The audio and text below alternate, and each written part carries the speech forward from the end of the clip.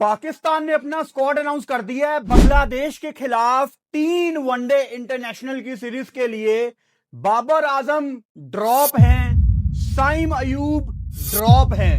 Squad आपके सामने मौजूद है। शहीन शाह अफरीदी आपके कप्तान बरकरार हैं। अब्दुल समद, अबरार अहमद, फहीम अशरफ, फैसल अकरम, हारिस राउफ, हुसैन तलत, मां सदाकत को सेलेक्ट किया गया है वनडे इंटरनेशनल के लिए अगेंस्ट बांग्लादेश। मोहम्मद रिजवान आपके मेन विकेट कीपर, इनके साथ Mohammad Waseem junior fast bowler, फिर मोहम्मद गाजी गौरी जो कि दूसरे विकेट कीपर हैं इस स्क्वाड के। लेकिन लगता नहीं है कि रिजवान के होने के बावजूद इनको चांस दिया जाएगा। I don't think so. इस पे अभी जाके करेंगे बात। अच्छा, उसके बाद आपको कुछ नए नाम नजर आ रहे हैं। साद मसूद को सिलेक्ट किया गया है। कोई फर्स्ट क्लास का मैच नहीं है, अभी करेंगे इस पे बात। Sahibzada Farhan T20 world cup में शानदार बैटिंग करने के बाद उनको कुछ तो पाकिस्तान क्रिकेट बोर्ड ने तोहफा देना था ना। मेरे ख्याल से this is a very good decision. हमने बल्कि 2 दिन पहले वीडियो में बात भी की थी कि फरहान को थोड़ा ज्यादा सूट करेगा अब कि आप उसको वनडे में आगे साथ लेके चलें। उसके बाद सलमान अली आगा आपके T20 के कप्तान और शामिल हुसैन। इसमें 6 ऐसे प्लेयर हैं अनकैप्ड जिन्होंने डेब्यू नहीं किया आज तक पाकिस्तान से वनडे इंटरनेशनल में, जिनमें अब्दुल समद मुझे नजर आ रहे हैं, मास सदाकत, गाजी गौरी, साद मसूद, साहिबजादा फरहान और शामिल हुसैन। इसमें शदाब खान भी नहीं है, इसमें नसीम शाह भी नहीं है, बाबर आजम भी नहीं है, साइम अयूब भी नहीं है, इरफान खान न्याजी प्रॉबेबली होने चाहिए थे इसमें। बहुत कुछ है डिस्कस करने के लिए, लेकिन panic button Pakistan cricket board ना दबाए किसी बड़े टूर्नामेंट के बाद, ऐसा मुमकिन नहीं है भाई साहब। साइम अयूब का वनडे की टीम में ना होना सरासर एक ज्यादती है। और इस टाइम इस वीडियो के नीचे आप कमेंट पढ़ना, लोग खुश होंगे कि साइम अयूब अच्छी बात है नहीं है, उसने क्या किया T20 वर्ल्ड कप में। जैसा क्रिकेट बोर्ड है सेम वैसी ही हमारी आवाम है, कोई फर्क नहीं है। वो भी इमोशनल होकर सोचते हैं क्रिकेट बोर्ड वाले, और हमारी आवाम भी इमोशनल होकर सोचती है। साइम अयूब अगर T20 में नहीं चला तो इसका मतलब ये नहीं है कि आप उसको वनडे से ड्रॉप करेंगे। साइम अयूब का वनडे का रिकॉर्ड बहुत अच्छा है। वो आपको ऑस्ट्रेलिया में इंपैक्ट क्रिएट करके दिखा चुका है, वो आपको साउथ अफ्रीका में अच्छी क्रिकेट खेल के दिखा चुका है, उसने 100 किए हैं। और साइम अयूब आपको क्या करके दे यार, अभी 2 दिन पहले भी मैंने बात की थी। आप क्यों दो फॉर्मेट्स को मिक्स करते हैं? 2027 में आपका ओडीआई वर्ल्ड कप है और आपने कितने वनडे मैच खेलने हैं यार? अभी 3 आप खेल रहे हैं ये बांग्लादेश के टूर पे, 3 आप खेलेंगे ऑस्ट्रेलिया के खिलाफ जो ऑस्ट्रेलिया ने घर आना है। मतलब मेन आपके पास यही मैच है, फिर 3 आपके कोई जिम्बाब्वे के अगेंस्ट आगे आ जाएंगे। तो कितने मैच हैं आपके पास फिलहाल जो फौरन आपको इस साल में मिलने हैं? 8-9 मैच हैं, और उनमें भी आप अपनी वर्ल्ड कप वाली साइड को अगर क्रिकेट नहीं देंगे तो यार इसको मैं फिर पैनिक बटन ही कहूंगा जो आपने दबा दी है। इसके अलावा आपने बाबर आजम को भी स्क्वाड में रखा। अब बाबर आजम को मेरे ख्याल से वनडे के स्क्वाड में होना चाहिए, क्योंकि जो रूल साइम अयूब पे अप्लाई होता है वही बाबर आजम पे भी अप्लाई होता है। क्योंकि आपने वर्ल्ड कप खिलाना ना बाबर आजम को, और ऐसा नहीं है कि आप बाबर आजम को वर्ल्ड कप नहीं खिलाएंगे, आपको खिलाना पड़ेगा वनडे का वर्ल्ड कप। T20 में हम मुख्तलिफ सोचते हैं बाबर आजम के बारे में, लेकिन वनडे उसका फॉर्मेट है। वनडे एक ऐसा फॉर्मेट है जहां अभी उसने 100 भी किए श्रीलंका के अगेंस्ट। आप उसको यहां पे टाइम देते कि यार आपसे हमें वर्ल्ड कप चाहिए अगला, आपने अपनी बेस्ट क्रिकेट खेलनी है, आपको फॉर्मेट भी वनडे का बहुत ज्यादा सूट करता है। अब बांग्लादेश में जाके अगर आप अच्छी क्रिकेट नहीं खेलोगे तो आपने कहां पे खेलनी है? अब मैं जानना चाह रहा हूं, काश ये कोई प्रॉपर प्रेस कॉन्फ्रेंस होती, कोई हमें पता लगता कि बाबर को आपने ड्रॉप क्यों किया। क्या अब आप बाबर आजम को टेस्ट से भी ड्रॉप करेंगे? क्योंकि आगे आपने वेस्ट इंडीज जाना है टेस्ट सीरीज खेलने, फिर आपने इंग्लैंड जाना है। क्या आप बाबर आजम को वनडे में अब नहीं रखेंगे? मतलब गेम प्लान क्या है? क्या आपने बाबर को यह कह दिया है कि बाबर अब आपने अपनी फिटनेस पे काम करना है, आप टीम में वापस नहीं आएंगे? बहुत ही उलझा दिया है पाकिस्तान क्रिकेट बोर्ड ने ये टीम अनाउंस करके, बिकॉज सवालात बहुत ज्यादा हैं। मेरे ख्याल से वनडे की टीम में बाबर आजम को होना चाहिए। आप T20 और वनडे के रिजल्ट को बहुत ज्यादा मिक्स कर रहे हो। अगेन आपका ODI world cup south Africa, Zimbabwe, नबीबिया में है। आपको वहां पे फखर जमान चाहिए, बाबर आजम चाहिए, मोहम्मद रिजवान चाहिए। जितना आपने इन्वेस्ट किया है इन सब के ऊपर, वहां पे आपको आपके सीनियर बल्लेबाज चाहिए बारी लगाते हुए। इसमें फखर जमान भी नहीं है, ऑब्वियसली उन्होंने इंजरी कैरी की है। अब फखर जमान के बारे में T20 वर्ल्ड कप के दौरान मैं यही बात कर रहा था ना, याद होगा आपको, कि फखर जमान बहुत ज्यादा अब इंजरीज कैरी करता है। उसकी बॉडी अब उसका साथ उस तरह से नहीं देती, इसीलिए फखर जमान टेस्ट खेलते नहीं है। T20 से अब उनको रिटायरमेंट अनाउंस कर देनी चाहिए विद बाबर आजम, एंड वो फोकस करें सिर्फ ओडीआई फॉर्मेट पे।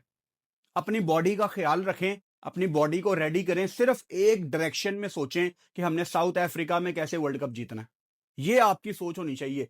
अच्छा, शहीन शाह अफरीदी आपके कप्तान रिटेन किए गए हैं। मेरी राय वही है शहीन शाह अफरीदी के बारे में जो आपने 2 दिन पहले भी मेरे मुंह से सुनी। जब शहीन को कप्तान बनाया तब भी मैंने यही बात कही। शहीन शाह अफरीदी वनडे में, T20 में, टेस्ट का तो खैर सवाल ही पैदा नहीं होता, किसी भी फॉर्मेट में शहीन शाह अफरीदी आपका कप्तान नहीं होना चाहिए। उसकी सिंपल वजह यह है, एक वर्कलोड, दूसरा उसकी इंजरीज, उसकी बॉडी जिस तरह इंजरीज कैरी करती है, तीसरा दिमाग नहीं है। जिस बॉलर को 2 छक्के पड़ जाएं तो तीसरा वो कॉम्प्लीमेंट्री खा जाता है। उसने क्या मुश्किल हालात में फैसले करने हैं। और शहीन शाह अफरीदी को हमने श्रीलंका के खिलाफ देख लिया था ना, कैंडी में आखिरी ओवर में भाई साहब 28 करवाने लगे थे। तो एक ऐसा बॉलर जिसपे हमें ट्रस्ट ही नहीं है, वो किस तरह इतने बड़े टूर्नामेंट में पाकिस्तान को लीड करेगा। उसको खुद भी बचना है और टीम को भी बचाना है। मेरा नहीं ख्याल कि शहीन को कप्तान बनाना एक बेहतर फैसला था। अब मसला यह है कि जो गलतियां इन्होंने कर ली हैं, अब उन गलतियों पे कायम भी रहा जा रहा है। अब यू नो पीछे नहीं हट सकते ये अपने गलत किए हुए फैसलों से, और आपको उसका नुकसान देखना पड़ रहा है। उसके अलावा इस स्क्वाड में कुछ यंगस्टर डालने हैं। I have nothing against my youngsters, इन पे ही हम आगे उम्मीद लगा के बैठे होते हैं। लेकिन एक दो नाम हैं जिनको मैं यहां पे लाजमी डिस्कस करूंगा। मिसाल के तौर पे आपने साद मसूद को डाला है, ब्राइट फ्यूचर इंशाल्लाह। आपने पाकिस्तान सुपर लीग में इनको देखा, पाकिस्तान शहीन्स की टीम में इनको देखा, लेकिन एक भी फर्स्ट क्लास का मैच नहीं है। लिस्ट ए में सिर्फ 3 मैच हैं साद मसूद के, सिर्फ 3 मैच। इससे ज्यादा मतलब क्या आप इसको समराइज करेंगे? 3 मैच हैं लिस्ट ए के, आप इसकी बेस पे उसको वनडे का डेब्यू करा रहे हैं। चलो अगर आपने उसको T20 का डेब्यू कराना होता तो मैं कह देता यार चलो बच्चे ने 24 T20 मैच खेले हुए हैं ओवरऑल। 3 लिस्ट ए का मतलब है 50 ओवर की क्रिकेट। 3 लिस्ट ए के उसने मैच खेले हुए हैं, उसकी बेस पे आप उसको लेके जा रहे हैं वनडे की टीम में। अच्छा, इसमें आप लोग कह सकते हैं कि जी मास सदाकत भी तो यंगस्टर है ना। मास सदाकत ने फिर भी 25 फर्स्ट क्लास मैच खेले हुए हैं, एटलीस्ट वो फर्स्ट क्लास खेला हुआ है। और आपने उसका इंपैक्ट भी देखा कि उसने कितना इंपैक्ट क्रिएट किया, स्पेशली बड़े मौके पे अगेंस्ट इंडिया। तो प्रेशर वो हैंडल कर सकता है। आपने उसको पाकिस्तान सुपर लीग में भी देखा है, और लिस्ट ए में भी उसके 28 मैच हैं, थोड़ा बहुत एक्सपीरियंस है। फैसल अकरम को शुक्र है इन्होंने रिटेन किया है क्योंकि अच्छा बॉलर है। फैसल अकरम के साथ अगर एक और स्पिनर, क्योंकि बांग्लादेश में बहुत ज्यादा स्पिनर आप देखते हो, आई थिंक मेहरान मुमताज एक बहुत अच्छी चॉइस होता अगर आप उसको बांग्लादेश लेके जाते, क्योंकि इन बच्चों को आपने खिलाना है ना आगे पाकिस्तान से। और बांग्लादेश में कितनी मजे की कंडीशंस होती हैं यार स्पिनर्स के लिए। अगर बांग्लादेश में हम अपने बच्चों को नहीं चांस देंगे खुल के, स्पेशली स्पिनर्स को, and Mehran Mumtaz can bat as well, तो वो उस कैटेगरी में आता है जो नीचे से आपको रन भी करके दे सकता है। सो मैं इन बच्चों को क्रिटिसाइज नहीं करना चाह रहा, इनका बहुत ब्राइट फ्यूचर है। लेकिन एक चीज मुझे नजर आ रही है कि आपने इनमें से कुछ बच्चों को ना बहुत जल्दी पाकिस्तान टीम में डाल दिया है। इसमें हसन नवाज मुझे नजर नहीं आ रहे। अब हसन नवाज को क्या हमने नहीं बनाना? मतलब ये कैसे हो सकता है? हाउ इज दिस पॉसिबल कि आप एक बच्चे को जनरेशनल टैलेंट कहते हो?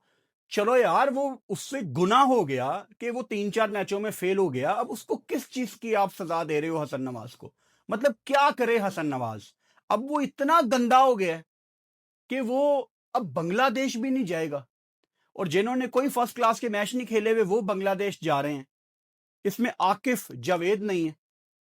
आकिफ जावेद ने न्यूजीलैंड में सबसे अच्छी बॉलिंग की थी। उसको आकिफ जावेद कोच ने कहा कि तेरा एक्शन हमने ठीक करना है, तेरी जंप हमने छोटी करनी है। उसको उसके बाद किसी ने बुलाया ही नहीं। फिर आपकी टीम वेस्ट इंडीज जाती है। वो बच्चा परेशान बैठा हुआ था कि यार मुझे तो इन्होंने कहा था तेरा बॉलिंग एक्शन ठीक करना है, अगली सीरीज में ना मुझे सेलेक्ट किया ना पीछे मेरा एक्शन ठीक किया। तो अगर आपको ये लगता है कि फुरकान भट्टी आप बहुत नेगेटिव बात कर रहे हैं, यार मैं ज्यादतियों को हाईलाइट कर रहा हूं और आपके पास एक लंबी लिस्ट है जिनको आप बांग्लादेश में दोबारा मौका दे सकते थे। आपके स्क्वाड में कामरान गुलाम होना चाहिए था। क्या कसूर है कामरान गुलाम का कि उसने डोमेस्टिक के सारे रिकॉर्ड तोड़ दिए थे? अब कामरान गुलाम किसकी जगह पाकिस्तान टीम में आए थे? बाबर आजम की जगह टीम में आए थे ना। तो बाबर आजम अगर टीम में नहीं है तो कामरान गुलाम को होना चाहिए। अब आपने इस वनडे सीरीज में एक अजीब सा अपना कॉम्बिनेशन बनाना है, एक अजीब सा कॉम्बिनेशन बनाना है। और आपकी जब कोई बड़ी सीरीज आएगी, आपके सीनियर वापस आ जाएंगे और कहानी वहीं से शुरू होगी जहां से हमेशा शुरू होती है। We are not learning. Again, team में कौन क्यों आ रहा है और टीम से बाहर क्यों जा रहा है, इन दोनों सवालों का हमारे पास कोई जवाब नहीं है। अब इन्होंने अब्दुल समद को रख लिया है, अब ये इरफान खान न्याजी को भूल गए। हालांकि जिसको आप टीम में पहले कैरी करते हो उसका हक पहले बनता है कि आप उसको कम बैक कराएं। यहां पे इरफान खान न्याजी को होना चाहिए था। विकेट कीपर आपको मोहम्मद गाजी गौरी नजर आ रहे हैं, अच्छे विकेट कीपर हैं, लेकिन अगर आप बांग्लादेश लेके जा रहे हो तो फिर आपको रिजवान से बात करनी पड़ेगी कि एक गेम तो एटलीस्ट हम गाजी गौरी को दें, चाहे सीरीज का कुछ भी रिजल्ट हो। अदरवाइज पॉइंट नहीं है ना। हमारा बैकअप विकेट कीपर हम किसी भी फॉर्मेट में नहीं बना रहे और बाद में वर्ल्ड कप के बाद हम कहते हैं कि जी हमारी टीम क्यों नहीं बन रही। फास्ट बॉलिंग में आपको हारिस रऊफ नजर आ रहे हैं, वसीम जूनियर नजर आ रहे हैं, एंड ऑब्वियसली आपको इसमें शहीन शाह अफरीदी कप्तान भी नजर आ रहे हैं और फहीम अशरफ भी यहाँ पे थोड़ी बहुत बॉलिंग आपको बांग्लादेश में करते नजर आएंगे। वैसे बांग्लादेश में ज्यादातर आपके स्पिनर्स ही काम करते हैं, लेकिन नया बॉल फास्ट बॉलर्स करते हैं। हारिस रऊफ का वनडे में होना ठीक है, मतलब ऐसी कोई गलत चीज नहीं है कि हारिस रऊफ को इन्होंने क्यों सिलेक्ट कर लिया है। अगर T20 वर्ल्ड कप आपका श्रीलंका के अलावा कहीं और होता ना, जहां पे एक एक्स्ट्रा फास्ट बॉलर की गुंजाइश होती, तो शायद ये हारिस रऊफ को लाजमी सेलेक्ट करते। ये स्क्वाड कोई परफेक्ट स्क्वाड नहीं है, इसमें बहुत ज्यादा मसले हैं और जितने मसले मैंने आइडेंटिफाई किए हैं इनमें से आप ये नहीं कह सकते कि मैंने कोई गलत मसला आइडेंटिफाई किया। ये सारी लॉजिकल बातें हैं। टोटल आपके 3 मैच हैं इस सीरीज में। पहला मैच आपका 11 मार्च को है, दूसरा मैच आपका 13 मार्च को है और तीसरा और आखिरी वनडे इंटरनेशनल आपका 15 मार्च को है। इन तीनों मैचों में मैं लाइव स्ट्रीम करूंगा, आपको टाइमिंग बता दूंगा कि किस टाइम पे मैं लाइव आऊंगा। स्क्वाड पे वापस आते हैं। साहिबजादा फरहान से मुझे बहुत ज्यादा उम्मीद है कि अब वो वनडे में दुनिया को अपना हुनर दिखाएं, क्योंकि तजर्बा साहिबजादा फरहान को इतना ज्यादा है लिस्ट ए क्रिकेट का, उनके लिए कोई मुश्किल नहीं होगा। आमतौर पे होता है कि जब आप एक फॉर्मेट से दूसरे फॉर्मेट में आते हैं तो थोड़ा सा आपको टाइम लगता है, लेकिन आई एम श्योर फरहान को टाइम नहीं लगेगा, ना ही उनको टाइम लगना चाहिए। बल्कि मैंने 2 दिन पहले वीडियो में एक्सप्लेन भी किया था कि T20 से ज्यादा अच्छा फॉर्मेट ये साबित हो सकता है फरहान के लिए, क्योंकि फरहान पे एक वाहिद क्रिटिसिज्म क्या होता है कि थोड़ा सा वो टाइम ले लेते हैं, डॉट बॉल्स आ जाती हैं, जिसको उन्होंने इंप्रूव किया डेफिनेटली, लेकिन वनडे मेरे ख्याल से उनको बहुत ज्यादा यहाँ पे सूट करेगा। अबरार अहमद इस टूर पे बहुत अहम रोल अदा करेंगे as your front line spinner. Shadab Khan इसमें नहीं है, जो कि मेरा ख्याल है बिल्कुल ठीक डिसीजन है, उनको सेलेक्ट भी नहीं करना चाहिए था। परफॉर्मेंस आपके सामने मौजूद है, लेकिन अगेन कौन क्यों बाहर गया और कौन क्यों अंदर आया, ये समझ से बाहर है। अब पाकिस्तान टीम के पहले वनडे मैच में थोड़े दिन हैं, पाकिस्तान ने 8 मार्च को बांग्लादेश जाना है। अब क्या पाकिस्तान ने 2-3 दिन का कोई कैंप लगाना है? ऐसी कोई खबर फिलहाल पाकिस्तान क्रिकेट बोर्ड ने हम तक नहीं पहुंचाई, लेकिन 2-3 दिन का कैंप लगना चाहिए। ऑन द अदर साइड खबरें आ रही हैं कि पाकिस्तान के सीनियर प्लेयर्स खुश नहीं हैं माइक हेसन से। आप पढ़ ही रहे हैं ना सारी खबरें, और ये वो बातें हैं जो T20 वर्ल्ड कप से पहले, T20 वर्ल्ड कप के दौरान और अब आज सेमीफाइनल है पहला जिसमें मैं लाइव आया हूँ। आपने ये वीडियो देखी है तो लाइव पे मुझे ज्वाइन करें। मैं अब भी यही बात कर रहा हूं, पाकिस्तान के कप्तान ने, सलमान अली आगा ने बहुत गलतियां की हैं माइक हेसन की बातें मान के। मैंने इनको सरफराज अहमद की भी एग्जांपल्स दी वीडियो में कि आप दूसरे सरफराज अहमद ना बने। सैफी हमारा लग गया था मिकी आर्थर के नीचे, आप सारे डिसीजन मान रहे हैं माइक हेसन के। अब माइक हेसन साहब अगर चले भी जाएं वापस तो कौन उनको याद रखेगा? कोई भी नहीं। लेकिन लोग किस पे उंगलियां उठाएंगे? सलमान अली आगा पे। यही बातें हमारे कप्तानों को समझनी है कि अगर वो एक वीक कप्तान हैं, अगर उनकी नहीं मानी जा रही, अगर उनकी नहीं सुनी जा रही, आप कप्तानी छोड़ दें। आप अनाउंस करें यार, देयर इज नो पॉइंट, मेरी टीम ही नहीं है, ये मेरे से ना पूछा जा रहा है, ना मैं अपने फैसले कर सकता हूं। तो फिर आखिर में सवालिया निशान तो आपके ऊपर आते हैं ना एज ए कैप्टन। तो खैर, अभी पाकिस्तान की सीरीज के दौरान, पाकिस्तान की सीरीज से पहले हमने बहुत ज्यादा डिस्कस करना है पाकिस्तान की टीम को, आजकल के सारे मामलात को। अभी आजकल मैं to be honest T20 world cup के जोन में हूं। अभी बल्कि मैं लाइव स्ट्रीम की तैयारी शुरू करने लगा था। पहला सेमीफाइनल है आज न्यूजीलैंड और साउथ अफ्रीका का। उससे बिल्कुल आधा पौना घंटा पहले पाकिस्तान ने स्क्वाड अनाउंस कर दिया, तो मैंने एक वीडियो आपके लिए कर दी। लेकिन ये बात हम आगे करेंगे इस स्क्वाड के ऊपर। अभी बल्कि मैं लाइव आऊंगा, उसमें भी आपके सवालात लूंगा। तो इस स्क्वाड को हम डिस्कस करते रहेंगे। ये वीडियो अगर आपने यहां तक देख ली है तो अब आप आ जाओ। मैं साउथ अफ्रीका और न्यूजीलैंड के सेमीफाइनल के दौरान लाइव बैठा हुआ हूं, आ जाओ।